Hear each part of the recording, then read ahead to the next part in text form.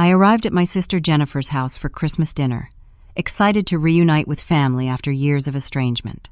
When Jennifer opened the door, she rolled her eyes and said, "We don't want you here.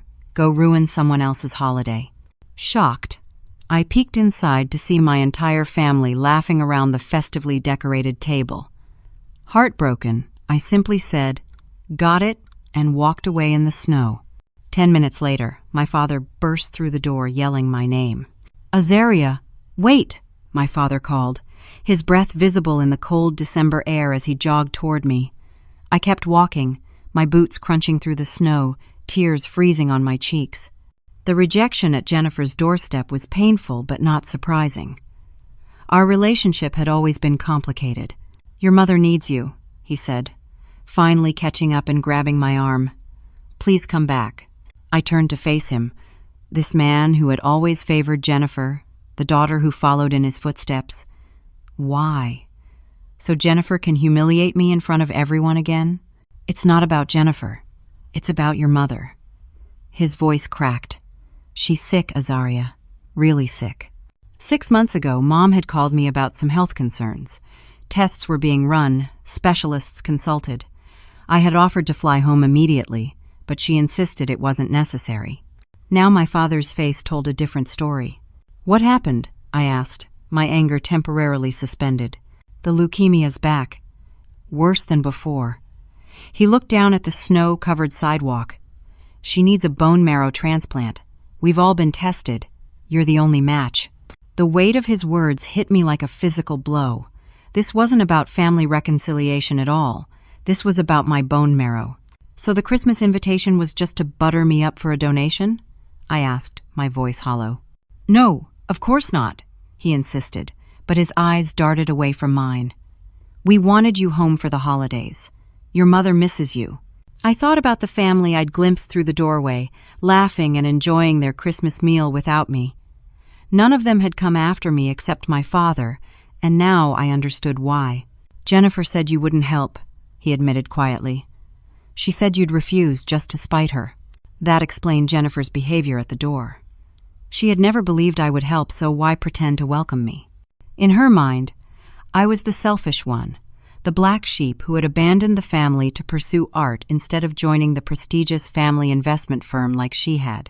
"Jennifer doesn't know me," I said firmly, "and neither do you if you believed her." We stood in silence as a gentle snow began to fall again. I thought about my mother, who had always been caught in the middle of my conflicts with Jennifer and Dad.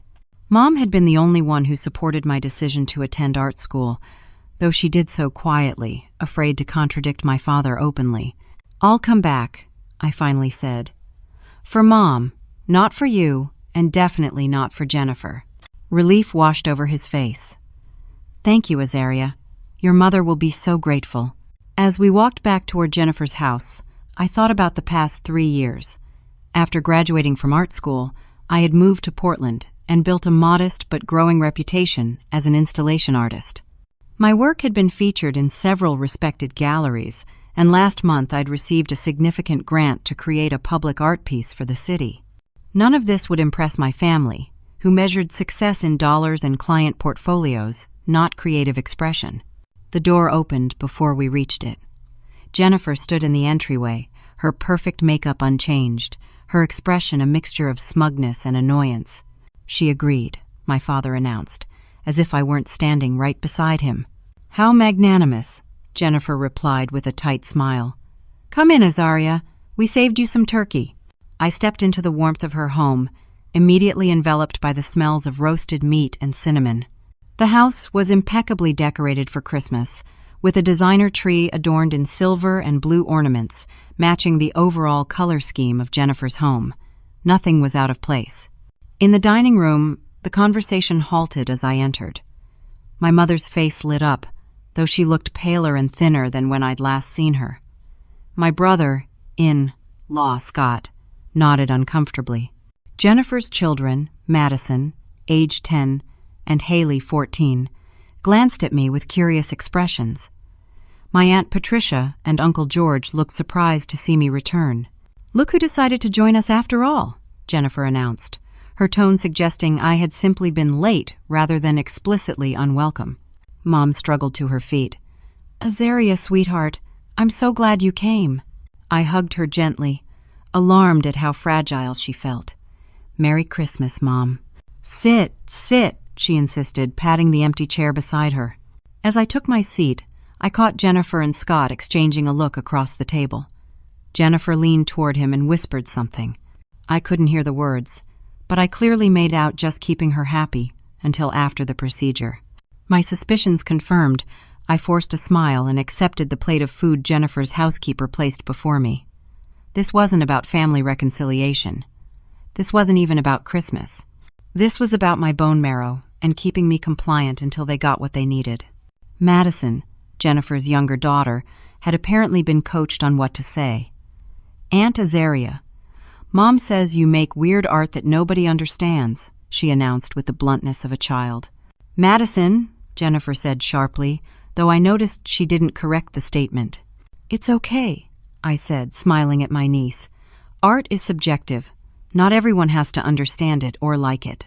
"Mom says you're the crazy aunt who ran away to be a hippie," Madison continued, earning her another sharp Madison from Jennifer. "I'm an artist, not a hippie," I corrected gently. "And Portland is hardly running away. It's just a few hours' flight." "But you never come home," Madison pointed out. "Not even for Christmas." "That's enough, Madison," Jennifer interrupted. "Eat your dinner." I noticed Haley, the older niece, watching this exchange with a thoughtful expression. Unlike her sister, she seemed to be forming her own opinions. After dinner, I helped clear the table, feeling the weight of awkward conversation and forced politeness. When I carried a stack of plates into the kitchen, I found a photo that had fallen from the refrigerator. It showed Jennifer's family at my last gallery opening 2 years ago. I hadn't invited them, and as far as I knew, they hadn't attended. Yet here was photographic evidence that they had been there, secretly watching my success. As I stared at the photo, trying to make sense of it, Haley entered the kitchen with more dishes. "They went to spy on you," she said, factly. "Mom wanted to see if you were really making it as an artist or if you were failing." "And what was the verdict?" I asked, surprised by my niece's candor. Haley shrugged. "Mom was mad for days afterward. Said you got lucky with your weird art, but it wouldn't last." Before I could respond, Jennifer swept into the kitchen. "Haley, go help your grandfather bring in more firewood." As Haley left, Jennifer snatched the photo from my hand. "Snooping already?" "It fell on the floor," I explained, though I didn't owe her any explanations. "Why did you come to my gallery opening if you think my art is so worthless?" "Know your enemy," Jennifer replied with a cold smile. "Now, let's discuss the medical procedure. We'll need to schedule the preliminary testing tomorrow."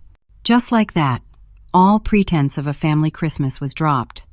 I was here for one purpose only, and Jennifer wasn't going to waste time with niceties now that I'd agreed. Later, as everyone gathered in the living room for coffee and dessert, I noticed several old family photos on the mantel. In each one, Jennifer was centered, with our parents beaming proudly at her. There were photos of her graduations, her wedding, her children's births, not a single photo of me or my accomplishments, except, as I looked more closely at a partly hidden frame behind a decorative Christmas village, I spotted a familiar image. Carefully, when no one was watching, I picked it up. It was a newspaper clipping of me at my first solo show, smiling beside one of my installations. And in the background, partially obscured but unmistakable, was my mother, her face glowing with pride. Jennifer had hidden this photo, but she hadn't thrown it away. And as I carefully returned it to its hiding place, I wondered what other secrets this family Christmas might reveal. The guest room Jennifer had prepared for me was as impersonal as a hotel suite. Beige walls, matching bedspread, generic landscape paintings. No recognition that her sister, with specific tastes and preferences, would be staying here. I unpacked my small overnight bag, wishing I'd brought more clothes now that it was clear I'd be staying longer for the medical testing. Sleep eluded me that night. I kept replaying the dinner conversation in my mind, particularly the whispered exchange between Jennifer and Scott, just keeping her happy until after the procedure. They saw me as nothing more than a donor, a means to an end. At breakfast the next morning, the atmosphere was tense. Jennifer efficiently managed her household, directing the housekeeper, checking her children's homework for the assignments they'd been given over the holiday break, and making calls about my upcoming medical appointments. "The preliminary screening is at 2 o'clock today," she informed me, not looking up from her planner. "Scott will drive you." "I can drive myself," I said. "I rented a car at the airport." "Fine," Jennifer replied dismissively. "Mom will go with you." "I don't need a babysitter." "She wants to go," Jennifer snapped, finally meeting my eyes. This is about her health, after all. Mom did look eager to accompany me, so I agreed. Perhaps it would give us a chance to talk privately, away from Jennifer's controlling presence. As we prepared to leave, I noticed Haley watching me intently from the staircase. "Can I come too?" she asked suddenly. Jennifer frowned. "Absolutely not. You have piano practice at 3. "I can miss one practice," Haley argued. "I want to spend time with Aunt Azaria." "Since when?" Jennifer asked suspiciously. "Since she's here and I hardly know her," Haley responded with teenage defiance. "Isn't that what you're always saying? Family should know each other?" Jennifer looked trapped by her own rhetoric. "Fine, but be back by 4:30, no exceptions." In the car, an unexpected alliance formed. Mom sat in the front passenger seat looking out the window pensively, while Haley immediately leaned forward from the back seat. "So, what's Portland like?" she asked me. "Is it really weird like on that TV show?" I laughed, the first genuine laugh since arriving. "Parts of it are. It's a city that celebrates individuality." "That sounds amazing," Haley sighed. "Everyone here is exactly the same." Mom turned and patted Haley's knee. "You'll find your people someday, honey, just like Azaria did." I glanced at my mother, surprised by her supportive comment. She gave me a small smile, and for a moment, I saw a glimpse of the woman who had secretly supported my dreams while publicly standing by my father's expectations. At the medical center, the process began with extensive paperwork. As the nurse asked questions about family medical history, I noticed some inconsistencies with what I'd been told. "Wait," I interrupted. "I thought Mom was diagnosed 6 months ago when the leukemia returned. This form says initial diagnosis was 3 weeks ago." Mom looked away uncomfortably. The nurse checked the records. "Yes, the initial diagnosis was on December 4th, just about 3 weeks ago." I stared at my mother, who wouldn't meet my eyes. "Mom, what's going on?" "We should discuss this at home," she said quietly. Haley, who had been sitting quietly in the corner of the exam room, looked confused. "Grandma, weren't you sick back in the summer too? That's why we canceled the trip to Lake Tahoe." My mother's expression confirmed my growing suspicion that I'd been lied to. The invitation for Christmas hadn't come after months of illness. Something else was happening here. After giving blood samples and completing a cheek swab for HLA typing, I asked to speak with the doctor privately. He seemed surprised but agreed. "I'm a bit confused about my mother's condition," I explained. "Can you give me more details about her diagnosis and treatment plan?" The doctor frowned. "I'm not her primary physician. I'm just handling the donor screening, but I can tell you her case was referred to us very recently. Standard procedure for newly diagnosed leukemia patients who might need a transplant." "So she was only diagnosed 3 weeks ago? Not a recurrence from earlier this year?" He checked the file again. "According to these records, this is an initial diagnosis, not a recurrence. But again, I'm not her primary doctor. You should really discuss this with Dr. Levine." I thanked him and rejoined Mom and Haley in the waiting area. On the drive back to Jennifer's house, I tried to piece together the inconsistencies. Why had I been told Mom's leukemia had returned when this was apparently a first diagnosis? Why the story about her being sick for 6 months? And most importantly, why not just tell me the truth? Back at the house, I found Jennifer and my father in deep conversation in the study. They fell silent when I entered. "How did the testing go?" my father asked too brightly. "Fine," I replied coolly, though I'm confused about some details of Mom's diagnosis. Jennifer shot a look at our father. "What details?" "Like why I was told this was a recurrence when it's actually an initial diagnosis. Like why I thought she'd been sick for 6 months when she was only diagnosed 3 weeks ago." Medical details can be confusing, Jennifer said dismissively. The important thing is that you're a match and can help Mom. We don't know that I'm a match yet, I pointed out. The results won't be back for several days. But preliminary indicators are positive, my father interjected. Your blood type is already a match, which is a good sign. That's not how HLA typing works, I said, having done some reading on bone marrow donation. Blood type matching isn't enough. Jennifer's expression hardened. Since when are you a medical expert? Just trust us to handle this. Like I trusted you about when Mom was diagnosed, I challenged. Jennifer stepped closer, her voice dropping to a harsh whisper. Listen carefully. Mom needs you to cooperate. That's all you need to know. That night, I couldn't sleep again. Instead, I went downstairs to the kitchen for some water and found Haley sitting at the island counter, illuminated only by her laptop screen. Shouldn't you be in bed? I asked. She jumped slightly. I could ask you the same thing. Fair point. I sat beside her.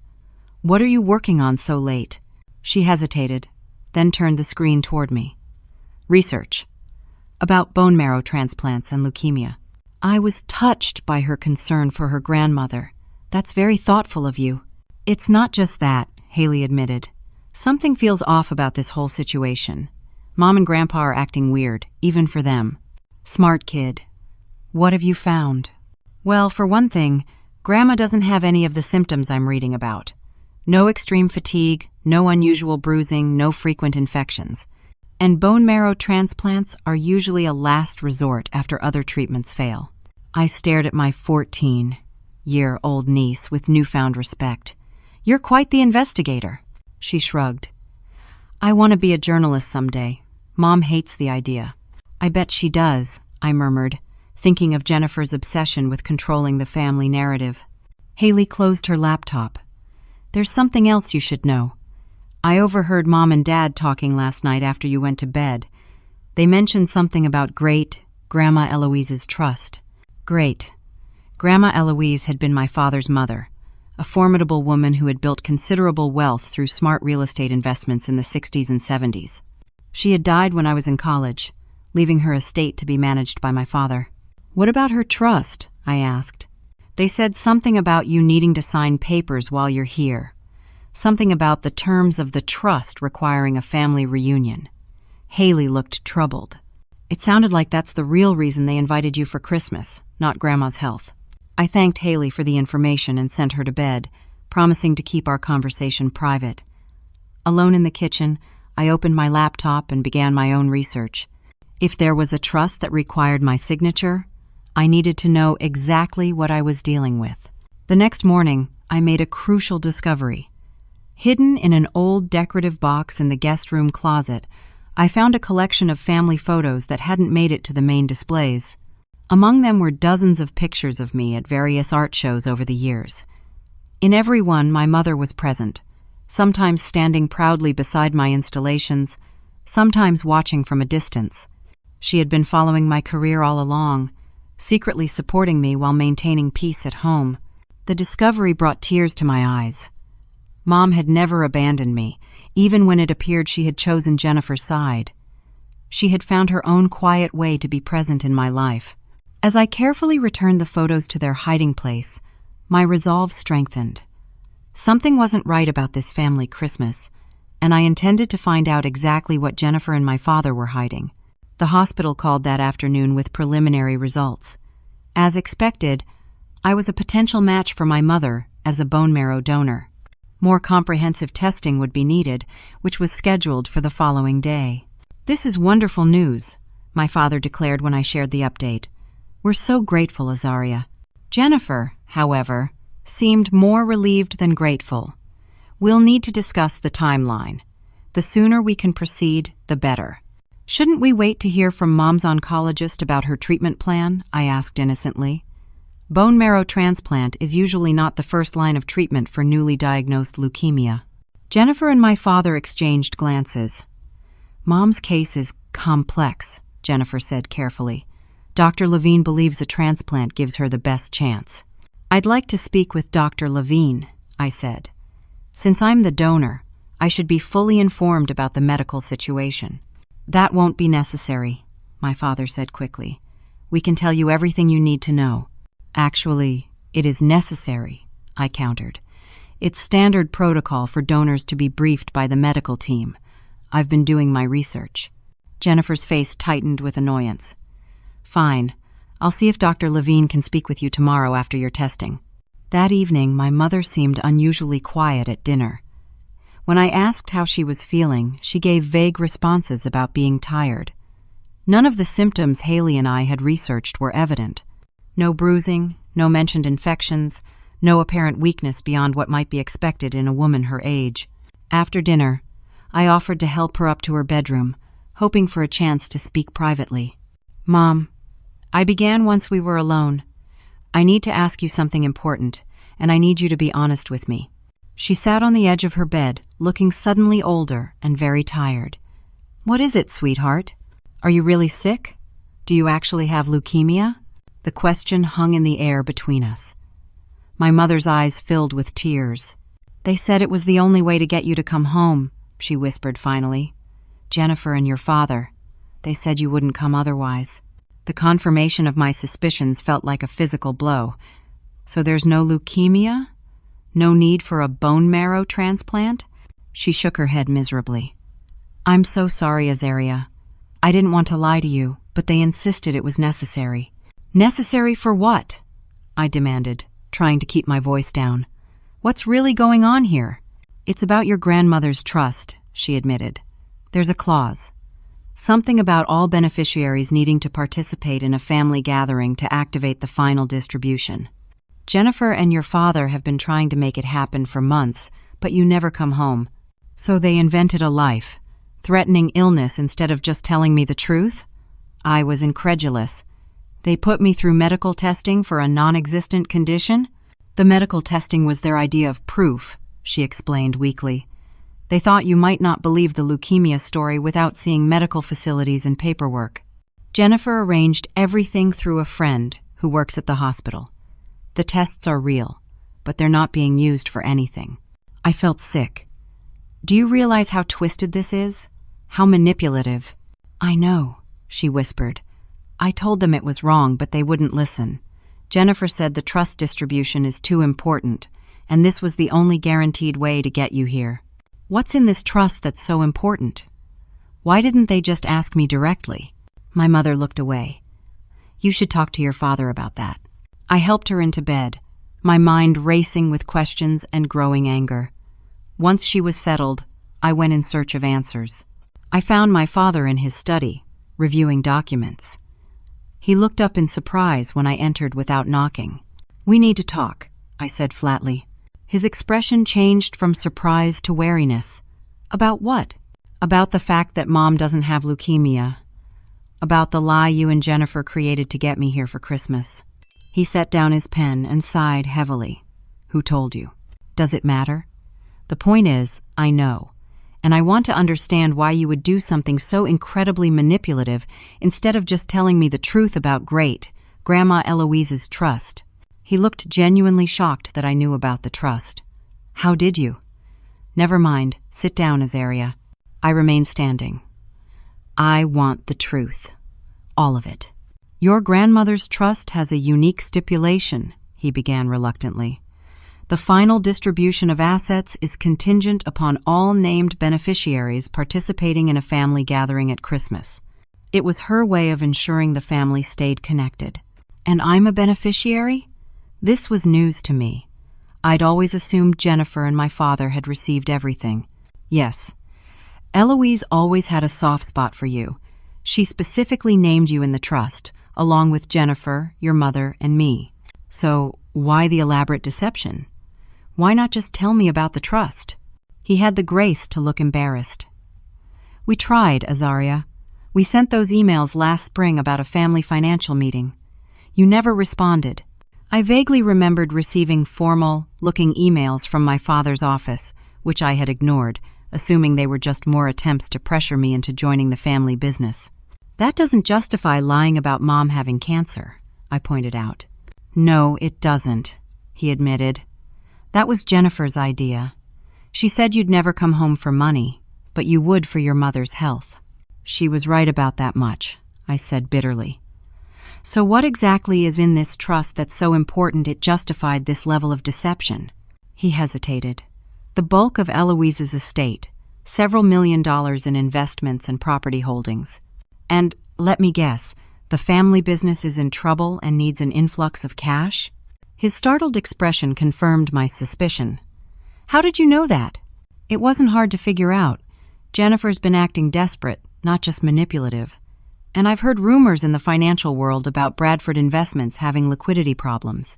He nodded slowly. The recession hit us hard. We've been keeping up appearances, but the truth is, without this distribution from Eloise's trust, we might not survive another year. So all this, the fake illness, the medical testing, the Christmas invitation, it was about saving the family business? It's more than just a business, Azaria. It's our family legacy. Your great-grandfather started this firm. 4 generations of Bradfords have built it. We couldn't let it fail without doing everything possible to save it. Including emotional manipulation and medical fraud? I shook my head in disgust. There had to be a better way. Perhaps, he conceded. But Jennifer was convinced this was our only option given your reluctance to engage with the family. And what happens now? I asked. Now that I know the truth? That depends on you, he said quietly. The trust stipulation requires your presence and your signature on the distribution documents. Without that, none of us receives anything. I thought about my mother upstairs, complicit in the lie, but clearly uncomfortable with it. I thought about Haley, smart and perceptive, trying to find her own path in a family that valued conformity above all. I even thought about Jennifer, so desperate to save the family business that she would orchestrate an elaborate medical deception. I need time to think, I said finally. And I need to see the actual trust documents. The original ones, not whatever summary you and Jennifer have prepared. That's fair, he agreed quickly, probably relieved I hadn't immediately walked out. I'll have them for you tomorrow. As I turned to leave, he called after me, Azaria, regardless of how we got here, it is good to have you home for Christmas. I didn't respond. The word home felt hollow in the context of so many lies. Later that night, I made a crucial discovery. Using the guest account password Haley had shared with me, I accessed the family's home network and found financial documents Jennifer had carelessly left on the shared drive. The truth was even worse than I had imagined. Bradford Investments wasn't just struggling, it was on the verge of collapse due to a series of high-risk investments Jennifer had made without proper due diligence. The trust distribution wasn't just important, it was their last hope to avoid bankruptcy and potential criminal charges for mismanagement of client funds. As I scrolled through the damning evidence, another document caught my eye. It was an email thread between Jennifer and a name I recognized. Tyler Hargrove, my ex-boyfriend from art school. The man who had broken my heart by choosing a real career over our relationship. According to the emails, Tyler was now Jennifer's business partner, brought in a year ago to help salvage the struggling firm. And most shocking of all, he had been part of the planning committee for my Christmas homecoming, offering insights into what might convince me to return. The betrayal cut deep. Tyler, who knew me better than almost anyone, had helped orchestrate this manipulation. And tomorrow, according to the emails, he would be arriving for the family's annual Christmas Eve gathering, ready to help Jennifer secure my signature on the trust distribution documents. I closed the laptop, my mind racing with this new information. The deception ran deeper than I had imagined, involving not just family but someone I had once loved and trusted. As I stared out the window at the gently falling snow, I began to formulate a plan. Jennifer and my father thought they were the chess masters in this game, but they had severely underestimated their opponent. The next morning, I maintained a carefully neutral demeanor, giving no indication that I had discovered the full extent of the deception.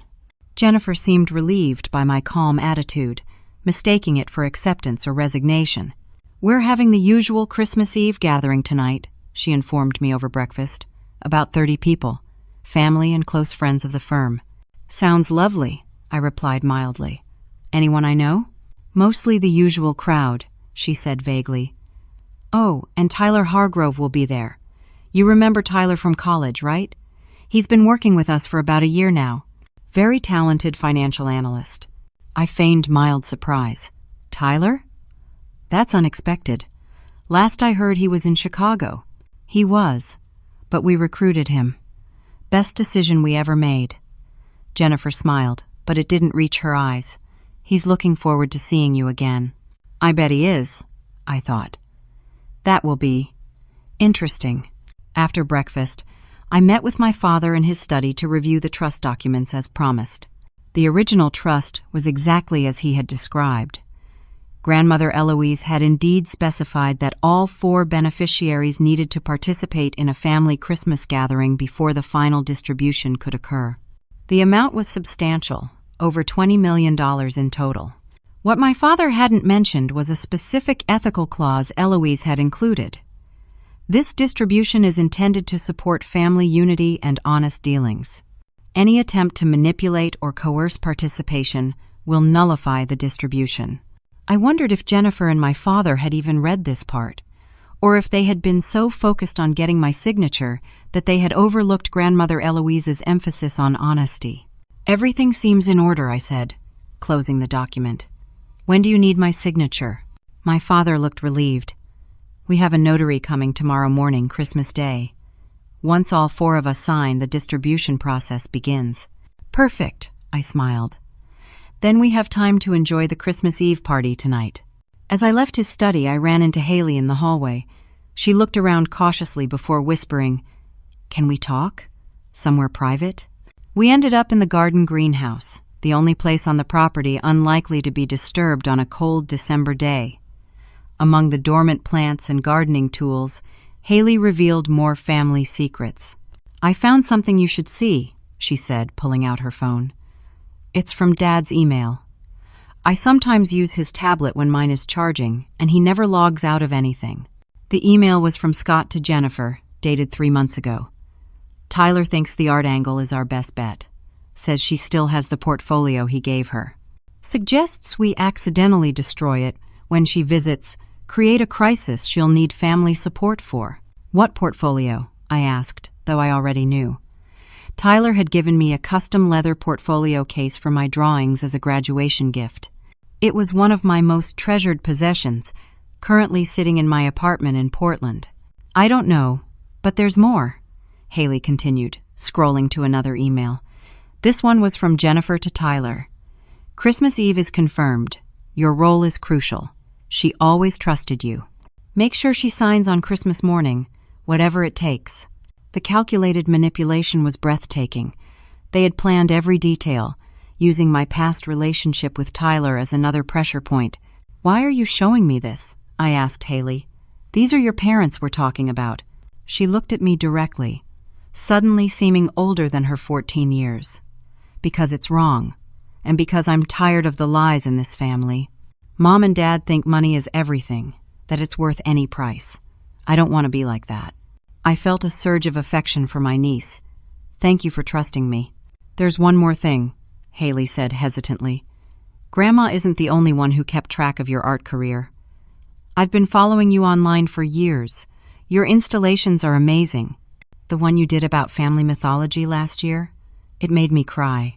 I was touched beyond words. My art, which my family had dismissed as worthless, had reached my niece and moved her. Perhaps I had more allies in this house than I realized. As we headed back inside, Haley asked, "What are you going to do now that you know everything?" "I'm going to give this family exactly what they deserve," I replied. "Just watch." The Christmas Eve gathering began at 7. The house filled with relatives, friends, and business associates, all part of the carefully curated Bradford social circle. I dressed carefully in a simple black dress, professional but artistic, and prepared to play my role in the unfolding drama. Jennifer made a point of introducing me to everyone as my sister, the artist, with a tone that suggested it was a quaint hobby rather than a serious career. I smiled and accepted the condescension, biding my time. Then Tyler arrived, looking much the same as he had 3 years ago when he'd broken my heart by choosing a corporate career over our relationship. He spotted me across the room, and his confident smile faltered slightly when I met his gaze with a knowing look. "Azaria," he said, approaching with a champagne flute in hand. "You look amazing. It's been too long." "Has it?" I replied coolly. "You seem quite at home here, almost as if you found your perfect environment." He had the grace to look uncomfortable. "Jennifer mentioned you were visiting for the holidays. It's good to see the Bradford family all together again." "Yes, nothing brings family together like a medical emergency," I said pointedly. "Or was it a financial emergency? I get confused about which crisis is real and which is fabricated." The color drained from his face. "I don't know what you're talking about." "Don't you? That's odd, considering the extensive email trail detailing your participation in this little charade." Tyler glanced nervously toward Jennifer, who was watching our interaction from across the room. "Azaria, it's not what you think. The family business is in real trouble. We were just trying to save it." I cut him off. "I know exactly what you were trying to do. And using our past relationship as leverage? That's a special kind of betrayal, Tyler." "I never meant to hurt you," he said, lowering his voice. "Jennifer can be very persuasive." "So can I," I replied with a cold smile. "You should remember that about me." I moved away before he could respond, circulating through the party with newfound purpose. Each conversation, each introduction, was an opportunity to gather more information about the state of Bradford investments and the web of relationships Jennifer had built. As the evening progressed, I found an unexpected ally in my Aunt Patricia, my father's sister, who pulled me aside near the buffet table. "It's good to see you standing your ground," she said quietly. "Jennifer has been running this family like her personal fiefdom for too long." "You know about the trust situation?" I asked. Patricia nodded. "I was executor of Mother's estate before your father managed to have me removed. I know exactly what the trust stipulates, including the ethical clause that Jennifer conveniently forgets." "Why didn't you warn me?" "I tried," she sighed. "Those emails about family financial matters last spring? I sent those, not your father." "Jennifer intercepted my attempts to call you directly." Another piece of the puzzle fell into place. I hadn't been ignoring my family's attempts to contact me. Jennifer had been controlling the narrative from the beginning. "What do you suggest I do?" I asked. "Mother valued honesty above all else," Patricia replied. "The trust was her way of ensuring this family maintained its integrity. I think you know what needs to happen." Our conversation was interrupted by the arrival of my mother, who looked uncommonly troubled. She drew me aside into the relative privacy of the alcove by the Christmas tree. "I need to tell you something," she said, her voice barely above a whisper. "Something I should have told you years ago." "What is it, Mom?" "The reason I never openly supported your art career wasn't because I agreed with your father and Jennifer. It was because Jennifer threatened to cut me off from seeing Madison and Haley if I didn't present a united front with the family." I stared at her in shock. "She used the children as leverage against you?" Mom nodded miserably. "That's why I had to follow you secretly, why I could only support you from a distance. I couldn't bear to lose my grandchildren." "Did Dad know about this?" "He suspected, but he never confronted Jennifer.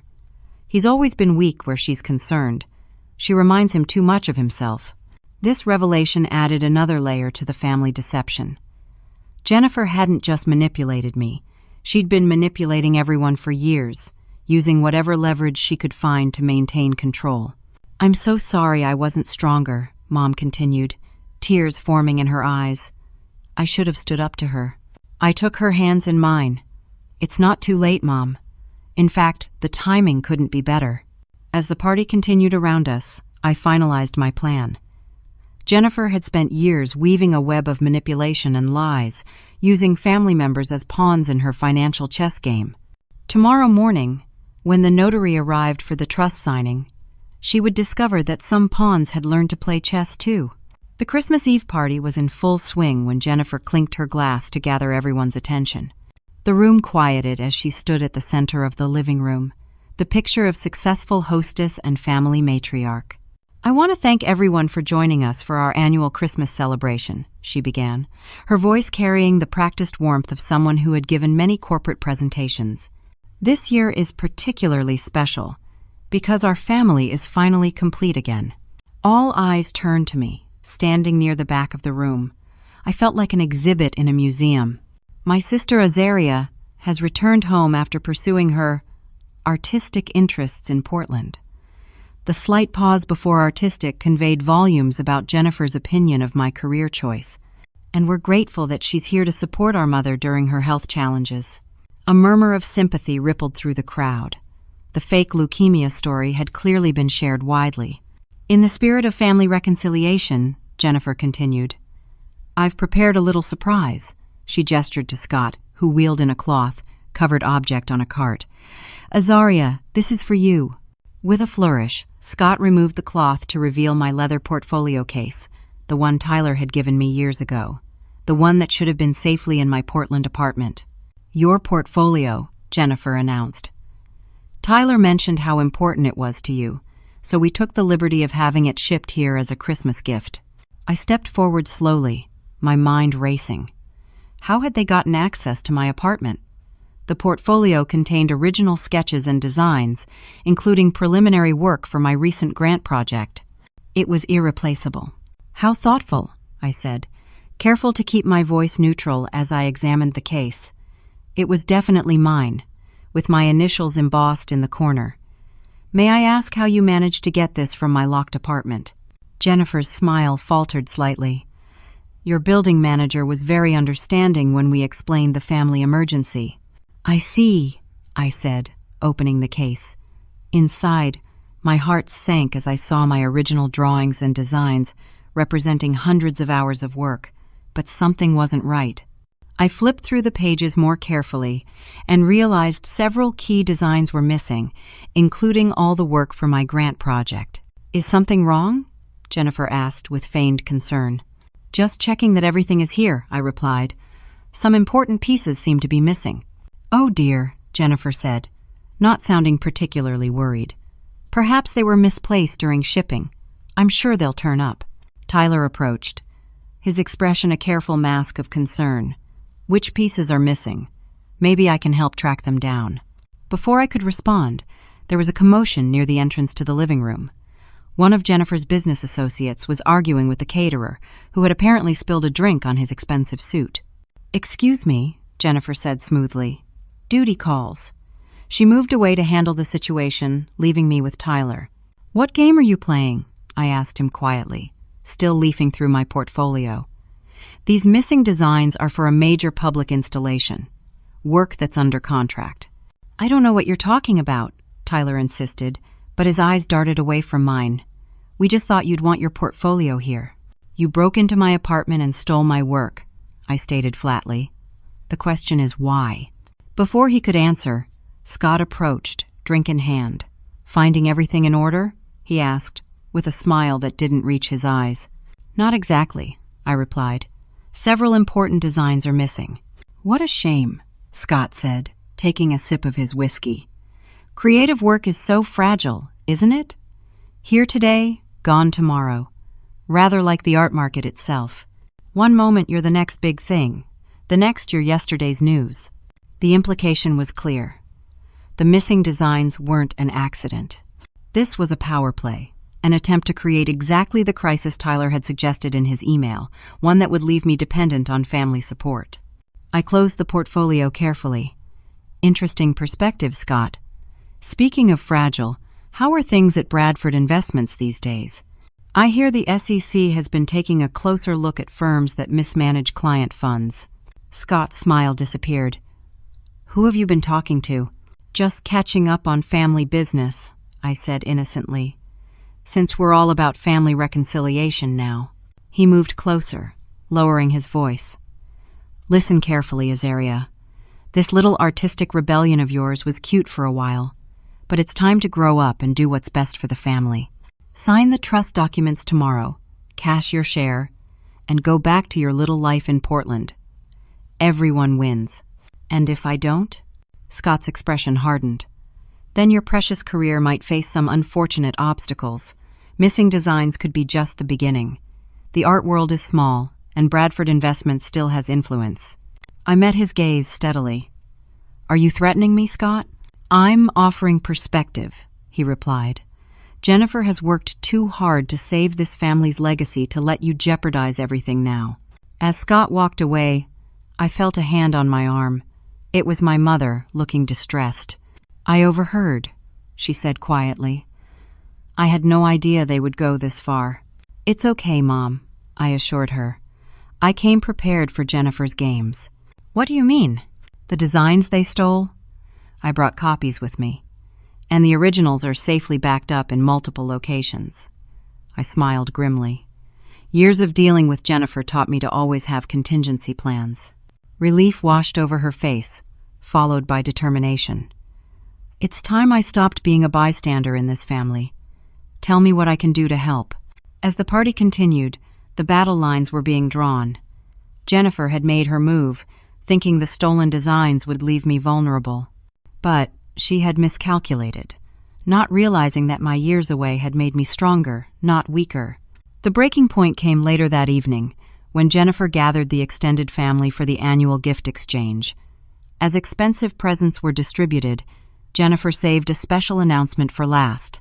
"And finally," she said, raising her glass, a toast to family unity.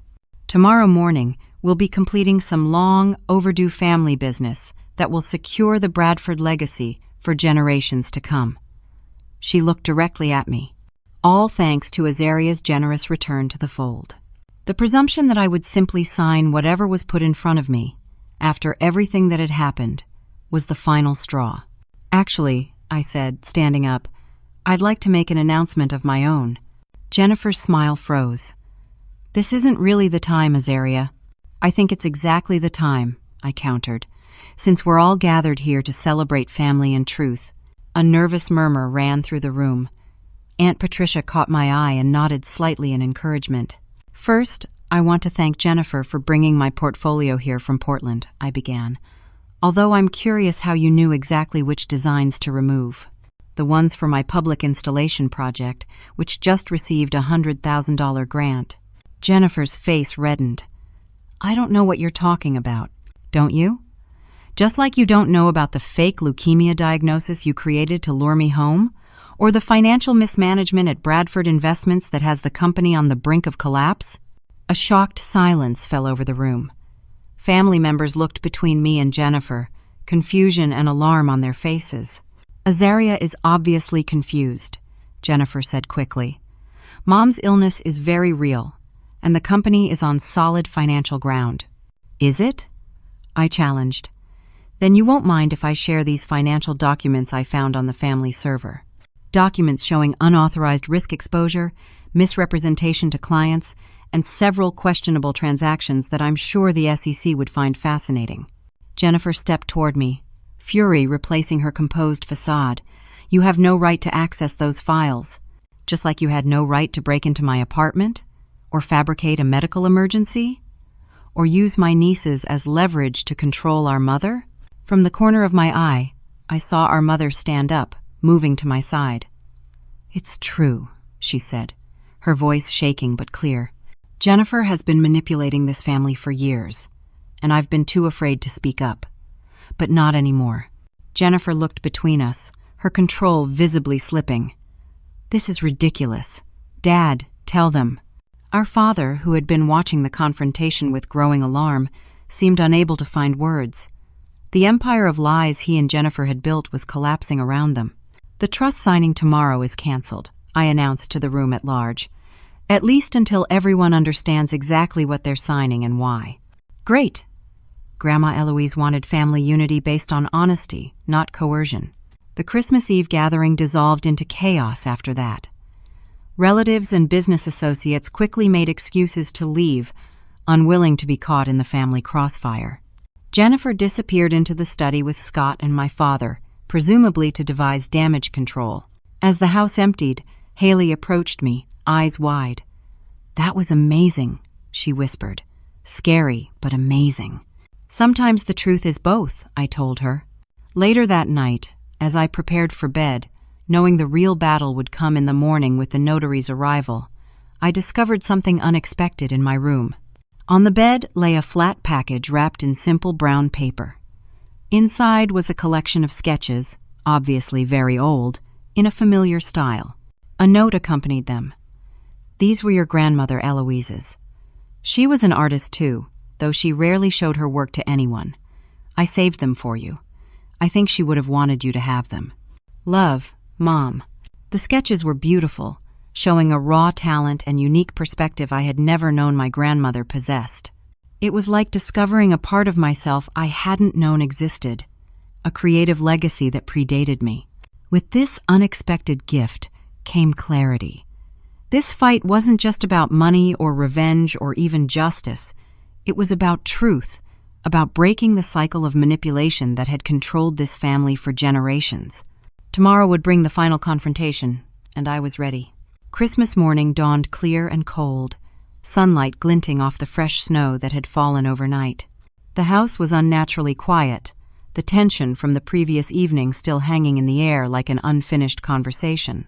I had slept surprisingly well, perhaps because I finally had a clear purpose.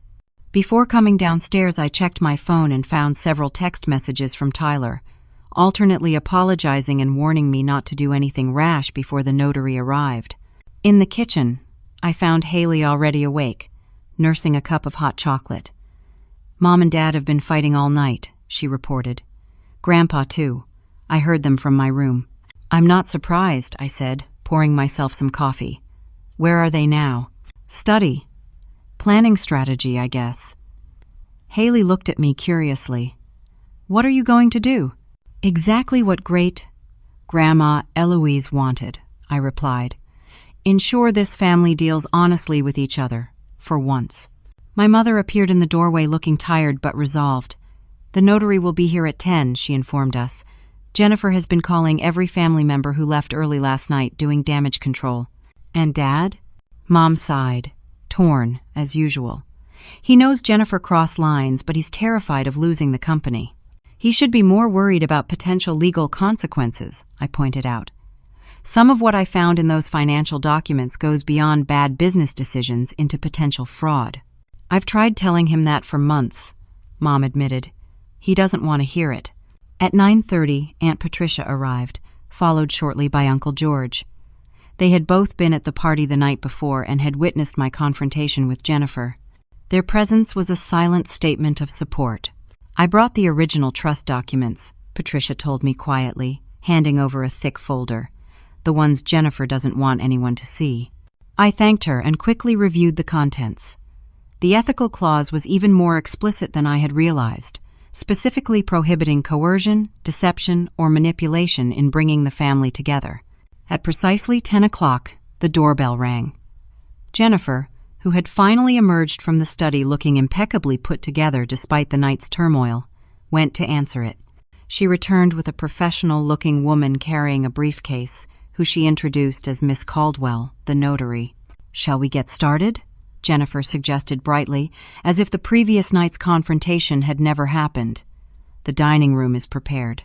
We gathered around the large dining table, an awkward assembly of family members with very different agendas.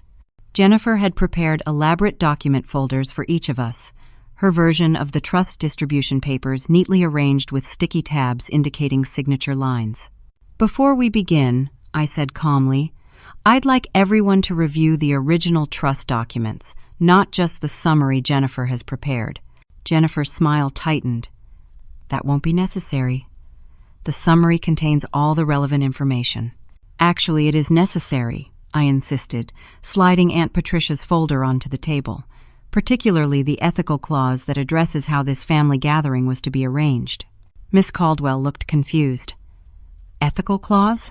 That wasn't mentioned in the papers I was provided." "I'm not surprised," I replied, opening the folder to the relevant section. "This clause specifically invalidates the distribution if any coercion or deception was used to bring the family together." "Which is irrelevant," Jennifer cut in sharply. "No one was coerced." "No?" I pulled out my phone and played a recording I had made the previous day, my mother's voice clearly admitting that my leukemia diagnosis had been fabricated to ensure my return. Miss Caldwell's professional demeanor faltered as she listened. This is highly irregular."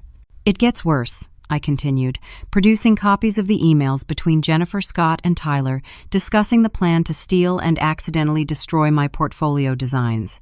Jennifer's face flushed with anger. "Where did you get those?" The family server isn't as secure as you think, I replied.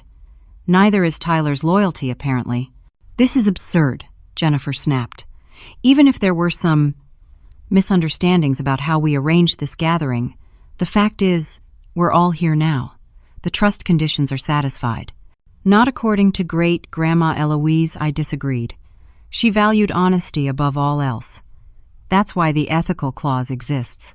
Our father, who had been uncharacteristically quiet, finally spoke up. Jennifer, is it true about Azaria's mother not really having leukemia? Jennifer's expression hardened. We did what was necessary to save the company, your legacy. By lying? By making me believe my wife was dying? His voice rose with each question. By committing what amounts to medical fraud? It worked, didn't it? Jennifer shot back. Azaria came home. We're all here. The trust can be distributed. No, I said firmly. It can't. Not like this. Miss Caldwell cleared her throat uncomfortably. Perhaps I should return another day, when these family matters have been resolved. That won't be necessary, I assured her, because I have a proposal that honors the true spirit of great Grandma Eloise's wishes. All eyes turned to me as I laid out my plan. I would sign the trust distribution, but with specific conditions. First, Jennifer would step down from her position at Bradford Investments, allowing financial professionals to restructure the company ethically. Second, a portion of the trust would be used to establish a family foundation supporting arts education, honoring both my work and our grandmother's secret artistic talent. And most importantly, I concluded, this family starts being honest with each other. No more manipulation, no more lies. This is blackmail, Jennifer accused. This is accountability, I corrected. Something this family has needed for a long time. To my surprise, our father spoke up in support. She's right, Jennifer. What we did, was wrong. We've lost our way as a family, focused so much on preserving wealth that we forgot about preserving our integrity. Jennifer looked around the table, seeking allies, but found none. Even Scott was looking at her differently now, perhaps realizing the extent of the legal jeopardy her actions had created. Fine, she finally conceded. I'll step down. But I wanted on record that everything I did was for this family. No, I said quietly. It was for your vision of what this family should be. There's a difference. With the terms agreed upon, Miss Caldwell witnessed our signatures on the amended trust distribution documents. Jennifer signed last, her hand shaking slightly with suppressed fury. As the notary packed up her materials, Jennifer pulled me aside. You think you've won, she hissed, but you'll never belong in this family. You're too different, too strange. I smiled at my sister, feeling pity rather than anger. That's where you're wrong, Jennifer. I do belong, just not in the box you tried to put me in. Great, Grandma Eloise knew that. Maybe someday you will too. The confrontation had been exhausting but necessary. As family members dispersed throughout the house, some processing what had happened, others avoiding further conflict, I found myself in the kitchen with my mother, Haley, and Aunt Patricia. What now? Mom asked quietly. Now we have Christmas, I replied simply. A real one, based on truth and acceptance. And after Christmas? Haley wanted to know.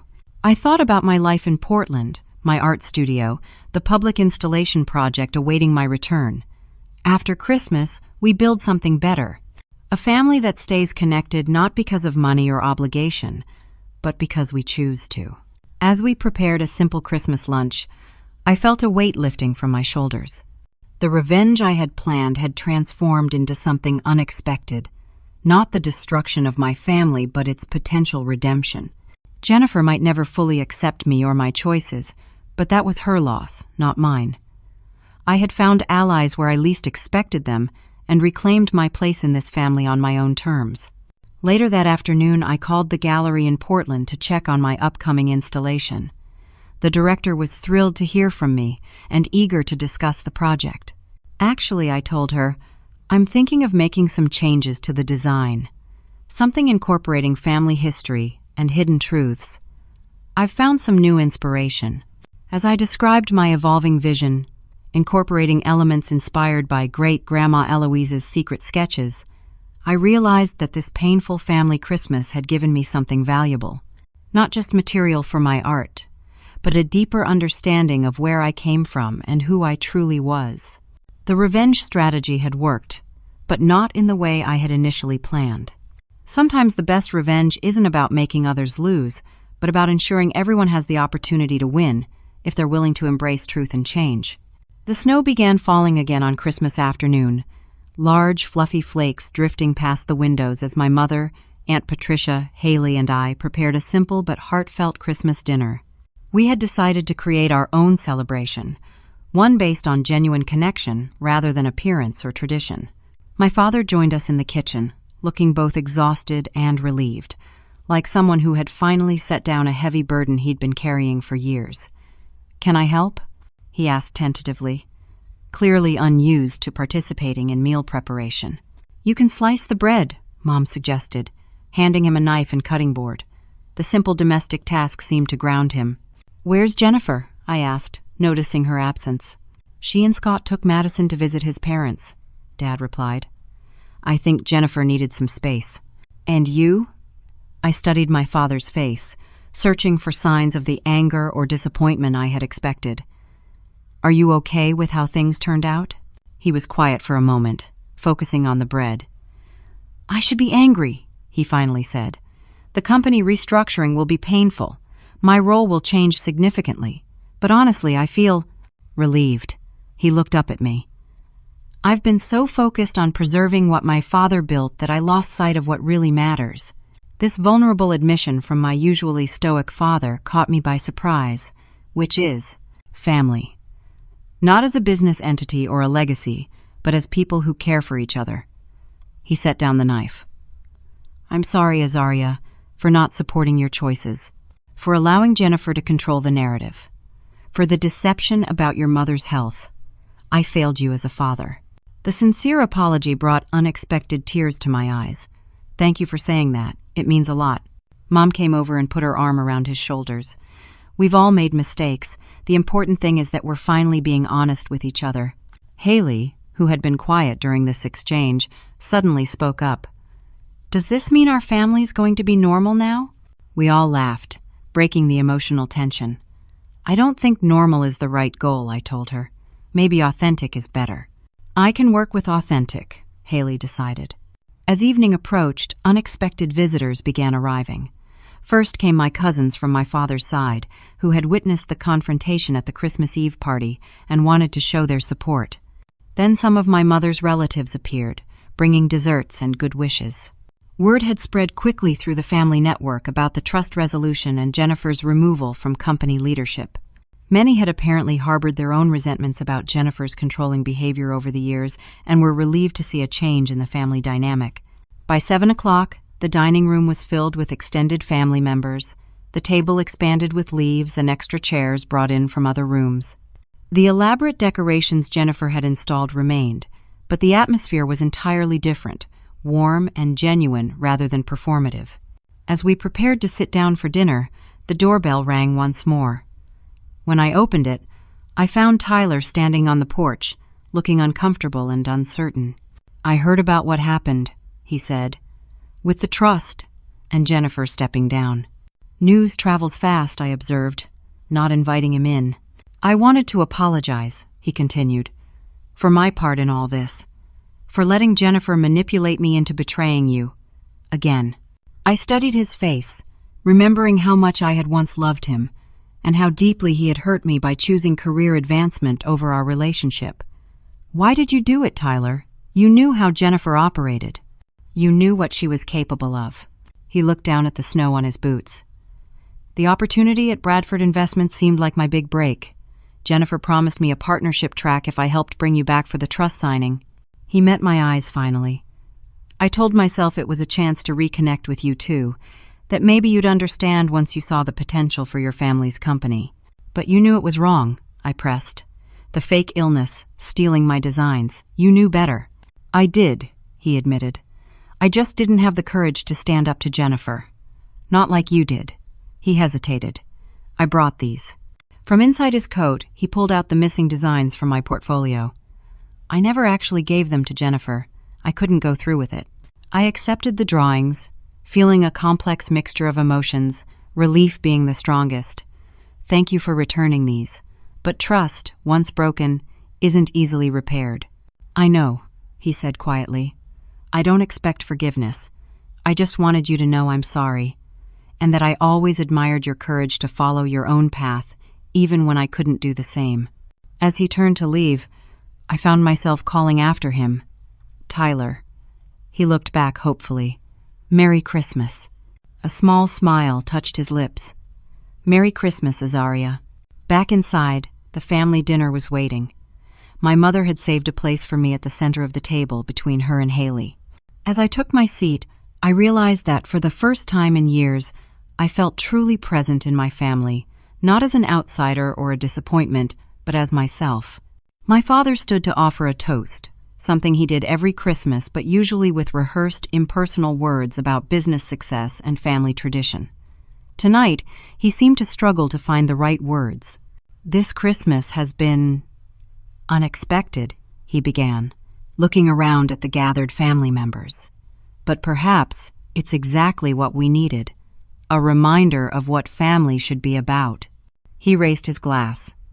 To honesty, to new beginnings, and to Azaria, who had the courage to show us the truth. The toast caught me off guard, but as glasses were raised around the table, I felt a sense of validation I had never expected to receive from my father. For years I had sought his approval, then convinced myself I didn't need it. Now, ironically, it came at the moment I had stopped seeking it. After dinner, as family members gathered in the living room, Aunt Patricia pulled me aside to show me something. It was a small painting, clearly very old, signed E. Bradford in the corner. This was one of your grandmother Eloise's, she explained. She painted all her life but rarely showed her work to anyone. Your grandfather thought art was a waste of time. She smiled at me. Sound familiar? I studied the painting, a striking abstract that showed remarkable talent and vision for its time. Why are you showing me this? Because I want you to know that you're not the first artist in this family, and Eloise made sure you wouldn't be the last. She handed me an envelope.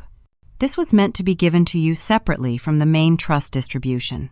Inside the envelope was a letter, written in elegant handwriting. To my granddaughter Azaria, if you're reading this, it means you've found your way back to the family, hopefully on your own terms. I've watched your determination to follow your artistic path with great pride, seeing in you the courage I often lacked. While the main trust will provide financial security, this separate bequest is more personal. I leave you my studio property in Santa Fe, where I secretly painted for many years during shopping trips and spa weekends. The property includes a small gallery space. My hope is that you might use it to showcase your work, and perhaps the work of other artists who need support and recognition. Art sustains the soul in ways money never can. Never forget that your creativity is not just a career choice, but a family inheritance, passed down through generations, sometimes hidden, but never extinguished. With love and admiration, your grandmother Eloise. Tears blurred my vision as I finished reading. I never knew, I whispered. All these years I thought I was the family anomaly. Patricia squeezed my hand. Eloise would be so proud of you, not just for your art, but for standing up for truth. That was her greatest value. Later that evening, as the gathering began to wind down, my mother found me sitting quietly by the Christmas tree, still processing the day's revelations. Are you heading back to Portland soon? She asked, joining me on the sofa. In a few days, I replied. I have the installation to complete. She nodded thoughtfully. I'd like to come see it when it's finished, if that's okay. I'd like that, I said, meaning it. And maybe afterward we could visit Santa Fe together? I just learned I've inherited a property there. Her eyes widened. Eloise's secret studio? She told me about it once, swore me to secrecy, said it would go to the right person when the time came. Apparently, I'm the right person, I said, still amazed by this connection to a grandmother I had never truly known. You always were, Mom said softly, even when the rest of us couldn't see it. We sat in comfortable silence, watching the Christmas tree lights twinkle. Outside, the snow continued to fall, covering the landscape in a clean white blanket, nature's way of offering a fresh start. My father approached, holding a small gift box. "I almost forgot. This is for you." He handed me the package somewhat awkwardly. Inside was an antique silver key on a delicate chain. "It belonged to Eloise," he explained. "She always wore it, said it was the key to her true self." I recognized it immediately as the key to a studio or gallery, the key to her Santa Fe property. "You knew about the studio?" I asked, surprised. He nodded. "Not until after she died," Patricia told me. "I was upset at first that she'd kept such a secret, but now I understand why." He looked at me with new understanding. Some gifts need to be protected until they find the right guardian. As I fastened the key around my neck, I felt a profound sense of connection, not just to my grandmother, but to a creative lineage I hadn't known existed. The rejection at the door that Christmas evening had led me on a journey I could never have anticipated, one that ended not with estrangement, but with a deeper, more authentic connection to my family history. The next morning, I woke early and found Haley already in the kitchen, sketching in a notebook. She quickly closed it when she saw me. "Don't stop on my account," I encouraged her. "What are you drawing?" She hesitated, then reopened the notebook. It was a surprisingly sophisticated design for a public sculpture. "It's stupid," she mumbled. "It's not stupid at all," I said, studying her work. "It shows real spatial awareness. Have you been interested in art for long?" "Forever," she admitted. "But Mom says art doesn't pay the bills." "Sometimes it does," I told her. "And sometimes it feeds your soul while something else pays the bills. Both approaches are valid." Haley looked at me hopefully. "Could I maybe visit you in Portland sometime? See your studio?" "I'd like that," I said. "And maybe you could help me check out the Santa Fe property too. I'm going to need an assistant with a good eye." Her face lit up. "Really?" "Really," I confirmed. "Consider it your first Art World internship." As the days after Christmas unfolded, the family dynamics continued to evolve. Jennifer remained distant, processing the significant changes to her status and role. The company restructuring began, with financial professionals brought in to address the issues Jennifer's management had created. It would be a long road to recovery, but at least it was an honest one. My father, freed from the pressure of maintaining appearances, seemed lighter, more engaged with the family as people, rather than as extensions of his business legacy. He even expressed interest in visiting my next gallery showing, a small step but a meaningful one. When it came time for me to return to Portland, my departure was nothing like my arrival. Family members gathered to say genuine goodbyes. Plans were made for visits. Real connections had been established or rekindled. As I hugged my mother goodbye, she whispered, "Thank you for coming home, even under false pretenses." It turned out to be our real Christmas miracle. Standing at the door where Jennifer had rejected me just days earlier, I looked back at my family, now fundamentally changed by truth and accountability. Sometimes, I realized, the greatest gift is the courage to break destructive patterns and create space for authentic connection. The journey home for Christmas had been painful, filled with betrayal and difficult truths, but in that pain came transformation, not just for me but for the entire family. We had been forced to see each other clearly, perhaps for the first time, and in that clear vision lay the possibility of genuine relationship. As I drove away from the house toward the airport, the key to my grandmother's studio warm against my skin, I felt a profound sense of peace. The legacy I had inherited wasn't just financial or artistic, but ethical. A commitment to truth and authenticity that would guide my steps moving forward. The Christmas miracle wasn't that everything had been magically fixed, but that honest healing had begun. Some wounds would take time to mend, some relationships would need careful rebuilding, but the foundation now was solid, built on truth rather than manipulation and appearances. Have you ever experienced a family gathering that revealed unexpected truths? How did you handle discovering deception from those closest to you? I'd love to hear your stories in the comments below. Sometimes sharing our experiences helps others feel less alone in their family struggles. If you found value in this story, please consider liking and subscribing to the channel. Your support means I can continue sharing these authentic life experiences. And if you know someone who might be struggling with family dynamics, especially during the holidays, please share this story with them. Thank you for joining me on this journey. Remember that family bonds can be complicated, but with courage and honesty, even the most painful situations can lead to unexpected growth. Wishing you truth and authentic connections in your own life.